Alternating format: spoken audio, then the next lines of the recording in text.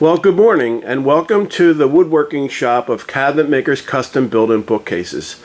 I've been wanting to make a video on a custom entry door installation project and the prefabrication of the door and side lights with the frame in the shop. So this is a perfect opportunity. We have a nice job to do over in Cherry Hill, New Jersey. And this is the door here. This is a 36-inch wide door with a Camille glass. This is a product by Simpson Door Manufacturing, and they do very nice work. I've been installing Simpson doors for about 30 years now, and they do a fantastic job on them. We waited 9 weeks for this unit to come in. And these are the side lights. As you can see, it's beautiful, beautiful glass in there. So now what I do is, these are Douglas fir door and side lights. What I do is I use Douglas fir frames, and I buy this lumber. It's surfaced on 4 sides, but what I do is I groove it. I don't put door stops. I don't nail any weather stripping onto the frames at all. What I do is I notch this, and this is called a rabbit cut, and then I do a rabbit cut for the storm door. Now this frame's wider than what we need. We're going to do a 6.5-inch wide frame, so this will be cut down. Now as you can see, there's a groove right back in here. Okay, that groove allows me to tuck this weather stripping right in here. What will happen is the door will close and it'll sandwich right up nice tight to that. So as you can see, that this frame is a very good match to the side lights. So during this video, I'm going to be walking you through all the processes, how the frame is mortised for the hinges and swung into the frame, the locks mortised into the door, everything. So stay tuned, and we'll get to work, and we'll start sanding this frame over here and getting this prepared and notching it for the 4 legs that will support the door and its 2 adjacent side lights. In this step, what I need to do is bevel the door at 5 degrees so it will allow it to close into the frame. Without a bevel, this part of the door will touch the frame. So what I need to do is I need to just take a little bit here, and it's about 5 degrees, and remove this. So I'm going to take my electric planer. I have everything set up, and we're going to run it through. So let's do that now.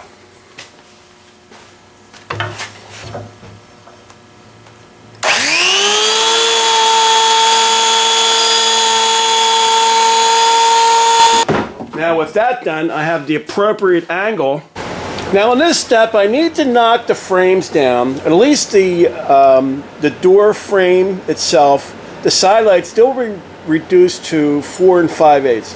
But right now our header is cut at 6 inches, and I'm going to knock, like I said, the door frames down to 6 inches. So let's start the saw up and our dust collector and get that ready.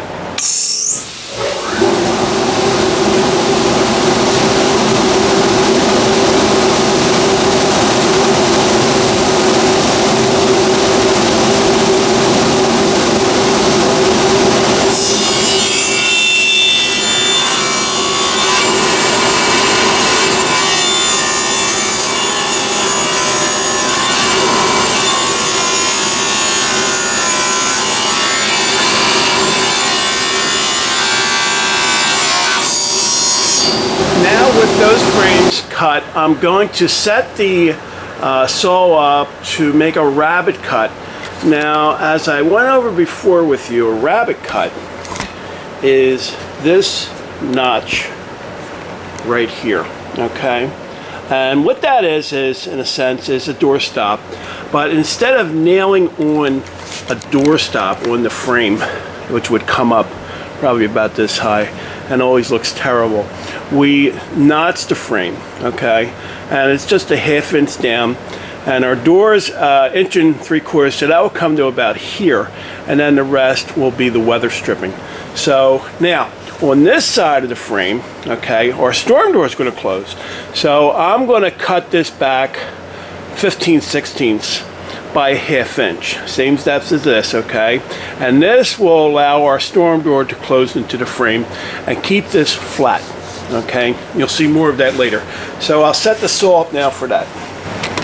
Just as I have a rabbet cut on the entry side door of the frame, we're going to add another door stop for our storm door side of the frame.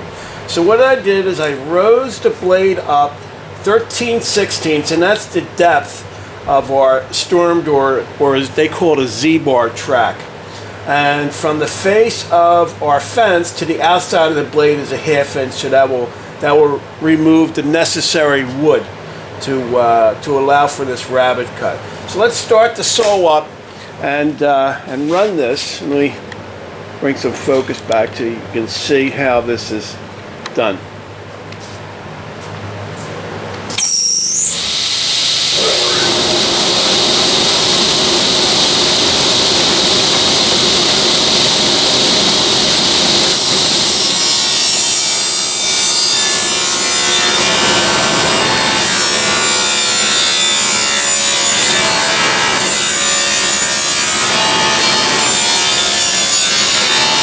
Now I'll take the blade down to a 1/2 inch so we can do our recess cut straight up. It's 13/16 to the outside of the blade.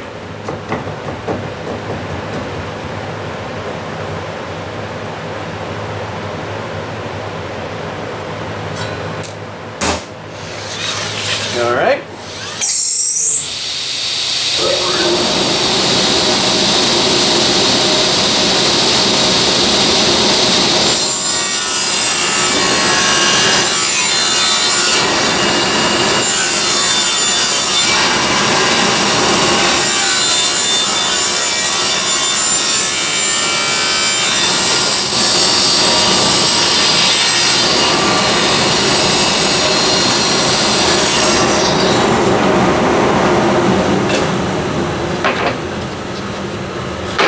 Now with that done, I'll go over and get a piece of the tracks, and this is the way she'll slide in. So we'll put our screws in here, and then there's a dressing cover that fits over that. And as you can see, it's a nice tight fit.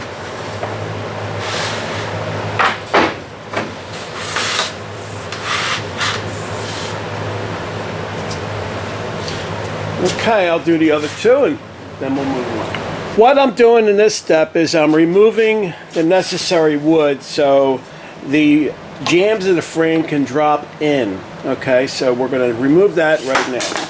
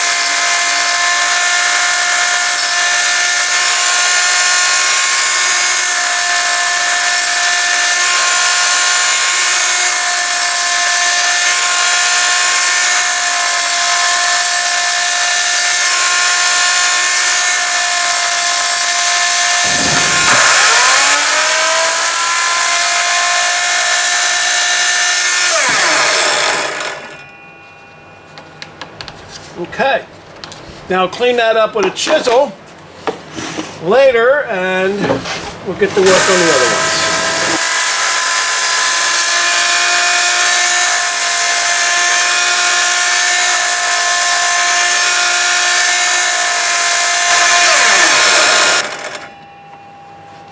Okay. Now in this step, preparing to mortise the hinges into the hinge side of the frame. So let me get the router on and we'll mortise one in.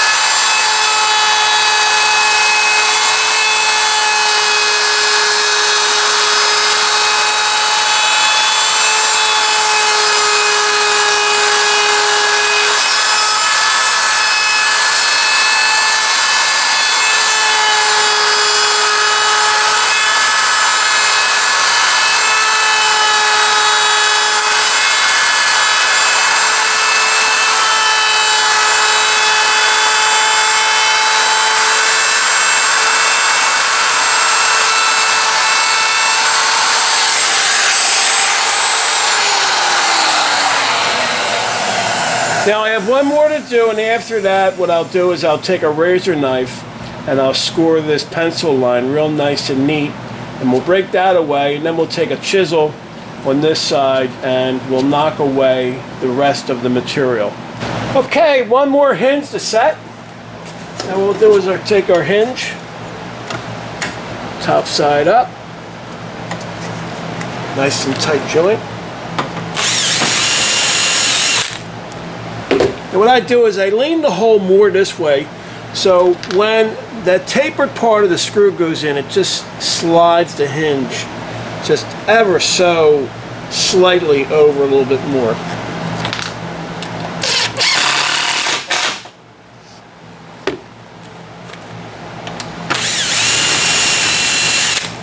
Just a little bit that way.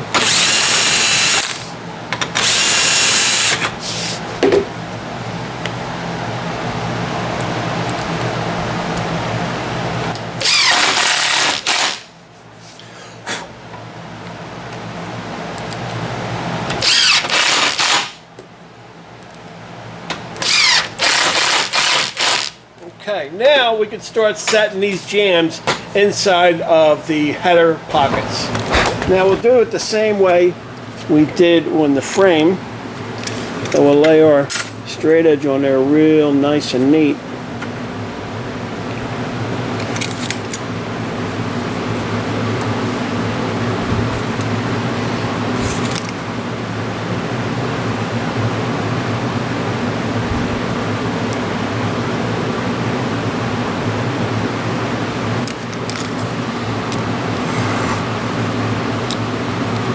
Just start off real light where it's barely cutting, but it makes a small track for it to glide in.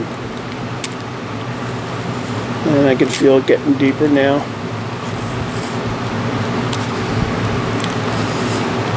Okay, we'll take that.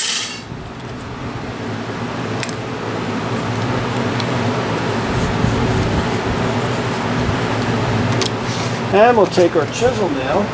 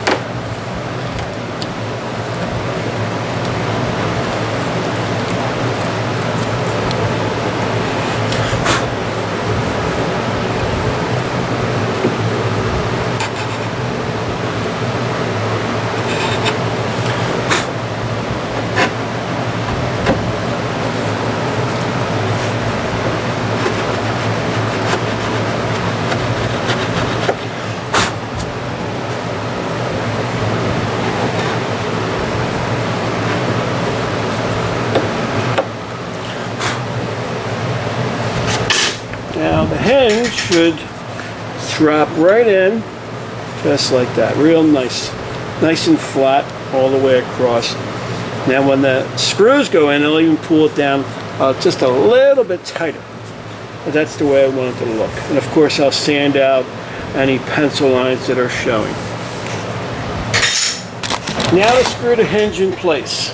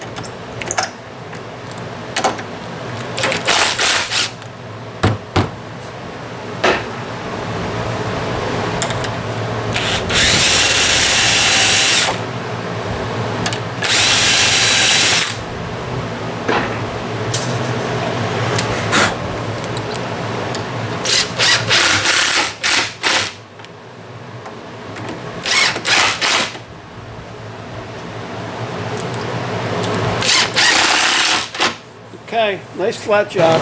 Okay, we got the door swinging on its frame. So it's coming along pretty good. It's a heavy door. I don't know, it's probably about 150-pound door, 175. If it is, I can still lift it, and that's pretty good. Now under here, we take off a lot of door. Now that's 1.25 inches. And the reason that is because this threshold has to get mounted, and that stands 3/4 of an inch off of the deck. And then we have to put this boot. This is the insulated boot, which will go on the bottom of the door, and that screws on both sides. So when you total those two up, it's just about 1.25 inches. So, and then it's got to be able to slide. So a child should be able to operate the door, or a very old person.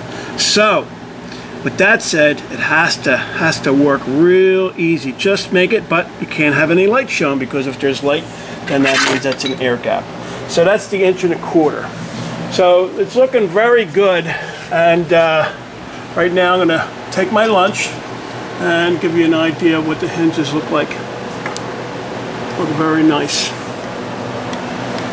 So we get that, the door swinging true. And we have our glass set in there really nice and cleanly. So we have a nice reveal around the frame, and that's the space between the door and the frame. That's called a reveal space. There's another space, is when they take the molding, and as we took with the molding on there, and it sets back from the frame about 3/16 or a quarter. That's called a molding reveal. Okay, I have the threshold on, door swinging, as you know. Now it's time to do the locks. Now, things about locks are, you can do a 2 3/8 back set, or with this particular lock, and most locks today will allow you to do a 2 3/4. Okay. Now we have plenty of meat on the door. Okay. So let's turn the camera around and let's take a look at this door here. Okay. So this hole here and this hole here indicate the 2 3/4 back set. Now this door has a big giant style on it, which I like, and it's a 4 7/8. Some of them you have to watch, because if you put too much of a depth on it, like a 2 3/4 back depth, you might wind up with the locks like this, and that's no good. But here is our center hole. Here's the center of our lock, so we'll have plenty of room. I always like to do that because some people, like myself, I have big hands, and if it's a 2 3/8 back set, you know, you turn the lock knob and you wind up digging your knuckles into the frame, because remember now, the frame's going to come over 1/2 inch on this side, so it's even going to be less. It's only going to be 1 7/8. So if I can get that extra 3/8 by doing a 2 3/4 back set, I will do it. And in this particular scenario, we can do it. So let's get to work. I have the drill set up, and we're going to drill our knob, and then we're going to drill our deadbolt.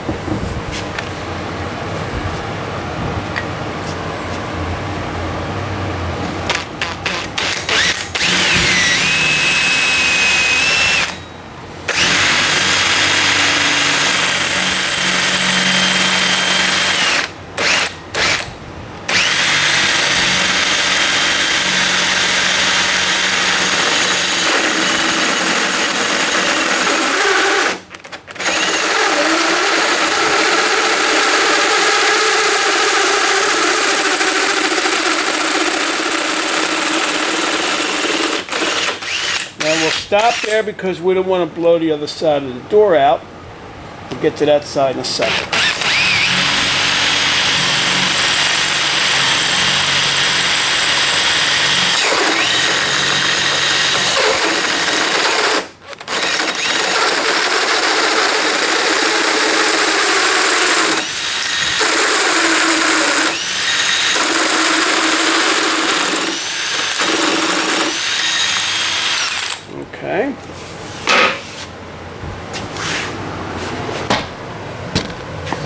Now we'll do this side here.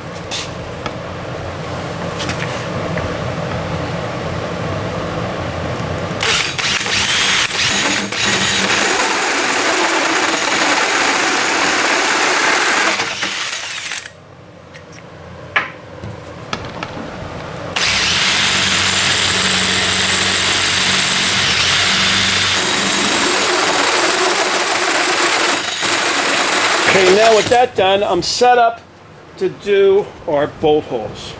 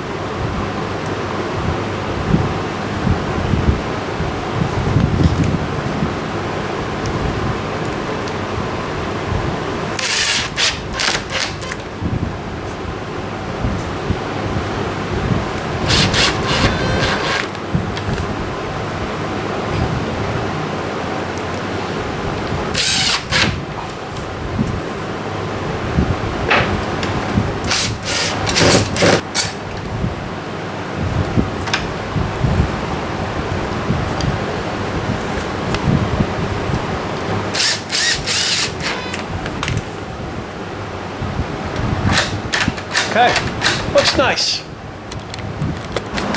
The side lights are now installed in the frame. The door's swinging properly with the proper reveal around the door. Everything's looking real nice and square and tight. But there's one thing missing. I have to make a molding to fit around here. So I set it back 5/8 of an inch. So we'll make a nice 1/2 inch deep molding and have it come out 3/4 of an inch. And we have to do that on all 4 sides. So this will look really nice. Now the reason I make moldings, because our door and our frame are Douglas fir. And if I want the stain to match consistently all the way through, I have to make moldings up. If I was to buy a pine molding and install them, well, that's disaster. And it just doesn't look right, and it'll stand out like a sore thumb. So I make my own machine set up, and I have this stock already pre-cut and sanded and ready to go through the shaper. And I have a molding cutter on there, and we're going to swing over the power feeder here and start running these through.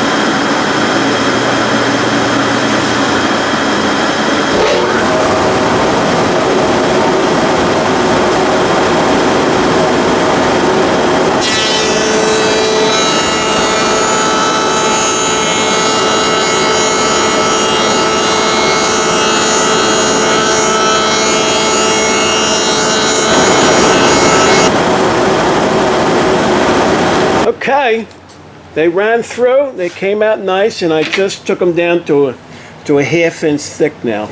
So it's a nice looking molding, don't you think? So we have a 3/4 by 1/2, and let me see if I can bend a piece in place. Okay, and give you an idea of what it'll look like. Looks nice, huh? We'll miter that in at the top, bring it over, bring it on in over here. So I like it. It's a nice piece there. So let's get to work on that. And now on the exterior side, on the front of the side lights, I had to make 2 weeper blocks. And what it is it's a block of wood on an angle, and this is a 7.5 degree angle. And so when it rains and the water hits the side light, it'll run down, hit this block, and then roll off down to the concrete. So that will just be installed like this down here, like that. And of course we'll have to taper the bottom of our inlay molding so it seats up against that 5 or 7.5 degree angle nice and tight. I have our drip edge block on, and we have our moldings angled. As you can see, they're right in there real nice and tight, and that's the way that nice tight miter joints. And we used our pin gun, and these holes are very, very hard to see. Let me see if I can zoom in on one. So that will start to hide a little bit later on. So here, as you can see, there's our drip edge block down there, and another tight view of our molding. So that's the way we want it to look. Now these results, these can only be achieved in a cabinet making shop. And there's some of the duties that I perform for my customers, is to get this all organized in a controlled environment, as you can see. So just a few other details today. I have to put on the tongues and the deadbolt plates, so we have to get them on there, and just a few other little things, and then we'll be ready for our staining and then our polyurethaning, and then we'll probably just do a little bit of work on the storm door, so it's less to do at the project site. Okay, it is Saturday morning, and I just put a final 4th coat of polyurethane on the exterior side of the unit, so the customer don't have to worry for at least a few years, hopefully 3. Usually the first coats on new wood, in a couple of years you're going to require to do it again, maybe a good coat or 2 to protect your investment. The stain came out very nice. The polyurethane looks very, very nice. On the interior side, there's 2 coats of polyurethane, and that's a good finish for the interior side.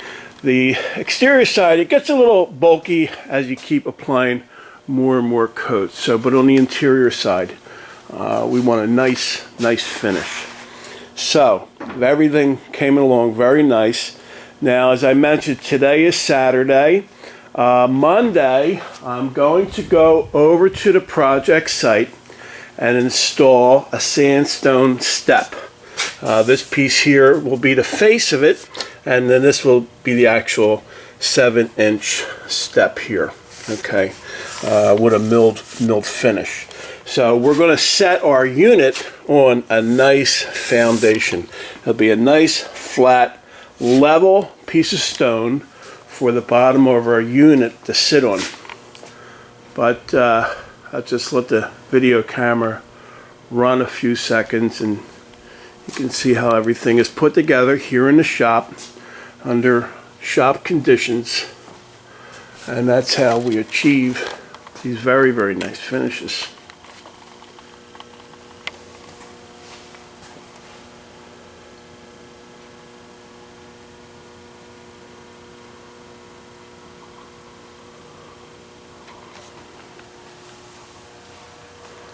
Now, under the frame and under the door is also done too. What I'm doing here is I'm going to put polyurethane on the bottom of the side lights and the frame themselves, because it will be sitting on a sandstone step, and moisture has a way of wicking under things and getting up into them.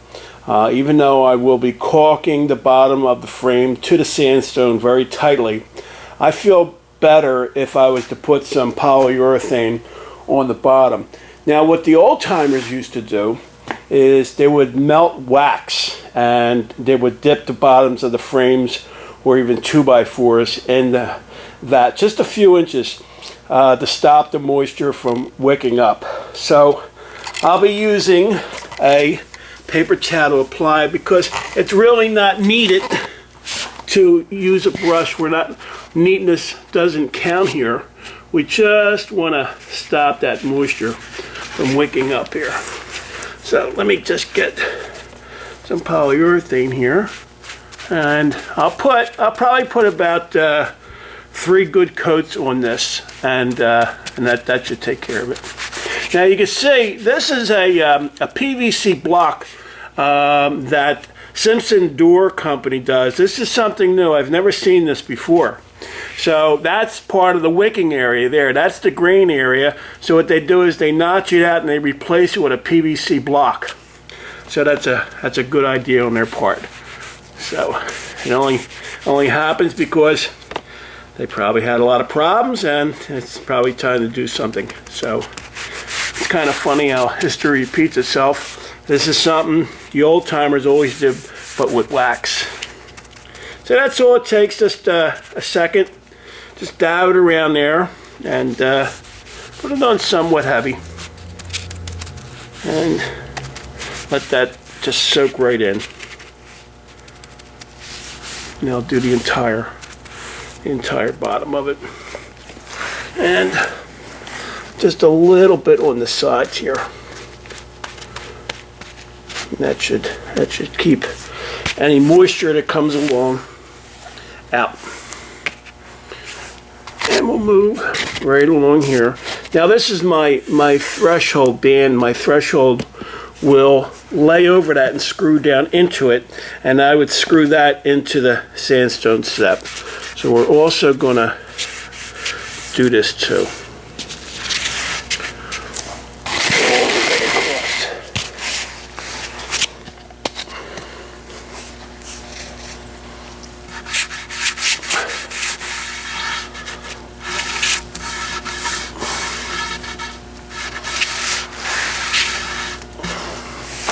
And we will get over here also. It only takes a minute, if that, to do something the proper way.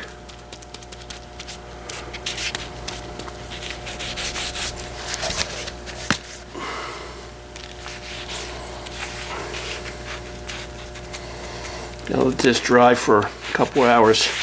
I have to run an errand. By the time I get back, it'll be dry and I can apply another coat. And then later on today, when my day's ending, I'll put a 3rd coat on.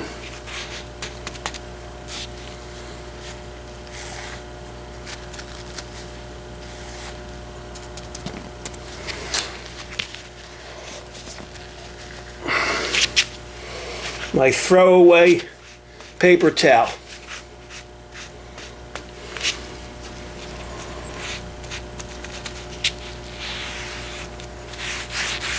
Okay, nice job. Okay, we are at the project site, and today's going to consist of removing this entry door and side lights so I can get down to this step. So it was a little bit of a battle, but it looks good.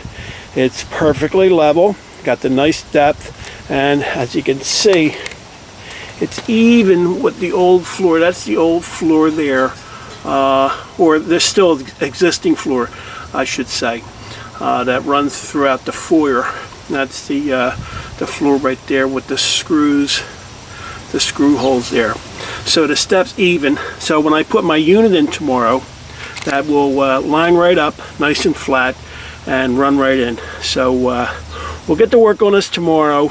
It's too late in the day right now. I ran over time getting this in. So looks nice, came out well. A little bit of a battle, but it was worth the battle. Okay, on till tomorrow. Okay, as you can see, we're at the project site, and because of our step is so perfectly level and flat, the unit is just sitting on there just very comfortably. Everything just rests right against the old fluted molding. Would still be replaced at a later date. The customer wants to reside the front of the house, so that will go with it. That'll be probably another contractor's job. But right now we're worried about getting this in. Now I notched up here this crown here so it would accept our extended header. All right, what we're going to do here is I'm going to fasten this strip into the step. And what that will do is it'll stop the unit from backing in or out.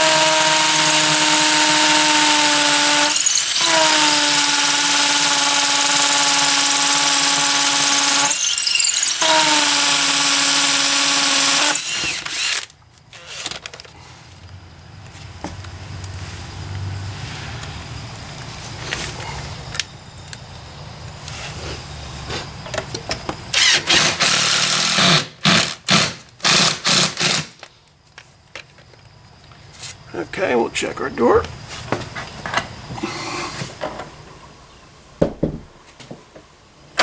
Okay, then we'll just proceed. Now with our concrete screw sunk into our sandstone step, we can now move around here. And I did the same thing, but there's wood underneath, so I'm going to take a 4-inch drywall screw, and we're going to run that straight on through. And then over here, we'll just go in this way with some stainless steel screws, and that will take care of that. Right, okay, I inserted some foam insulation in, and it's set back pretty far to the exterior, so I'm going to add some more and keep our job nice and insulated.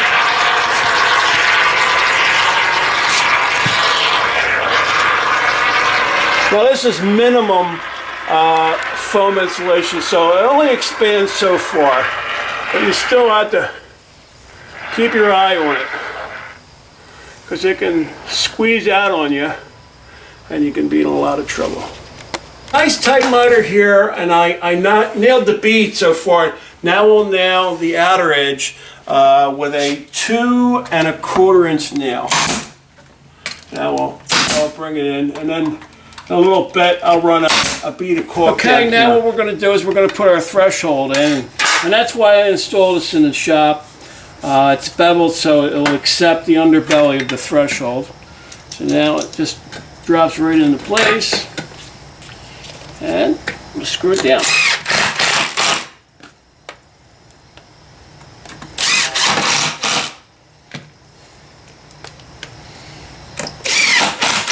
Next we'll put our threshold on here, and I got the screws taped in here real nice and neat.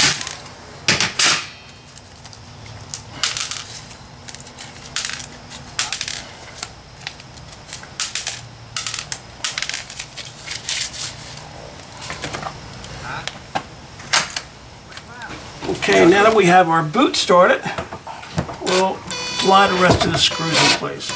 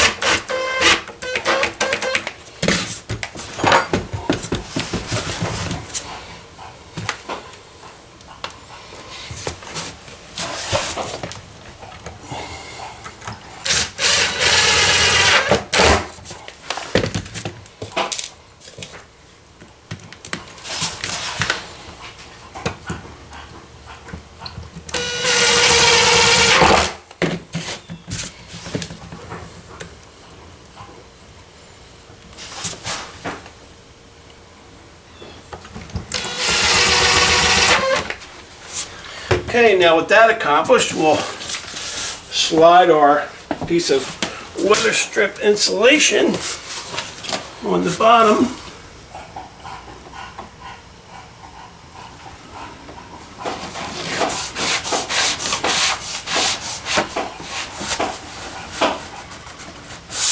And we'll check it.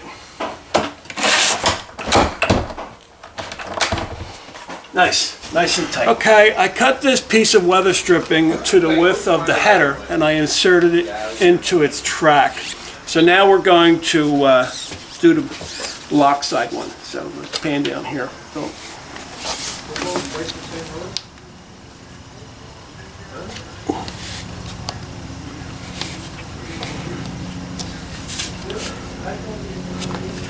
I just let it touch here.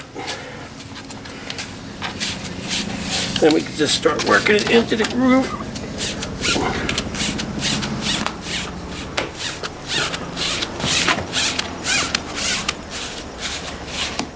That's a nice tight fit.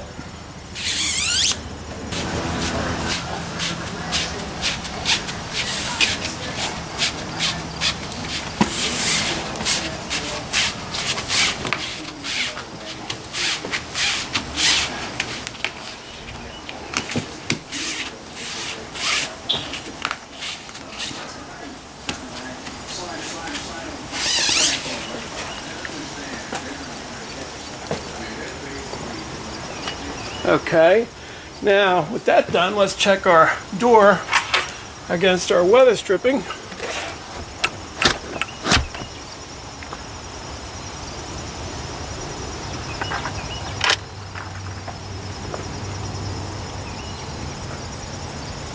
Nice tight fit.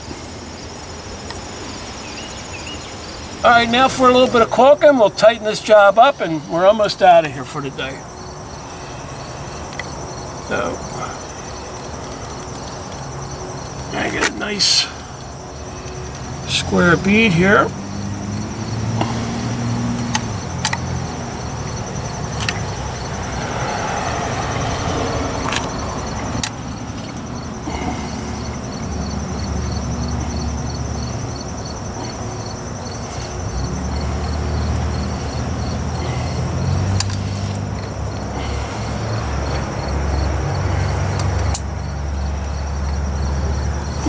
Okay, we're done for the day. Customer's pleased. His wife's coming home about 5:30. It's about 3 now, so everything came out really nice. We have a nice Simpson door unit here, designer tan with a Camille glass. And we have a nice sandstone step, nice and level, so it's a good foundation for our door. This is what really makes the job, is when you have something perfectly level and you could set your square unit on top of it. Everything just works. So we have all of our holes filled and we're nice and tightly caulked at the bottom. And this is a what they call an OSI caulk. This is a high grade caulking. This caulking will last, I don't know, 30 years. And it's very strong but flexible. So when the unit expands and contracts, it'll come out very nicely. So anyway, we have our molding we made in the shop here. And as you can see in the sunlight here, or what sunlight we have today, the match that is achieved. It looks nice, and our starting to come out real nice. Nice and tight.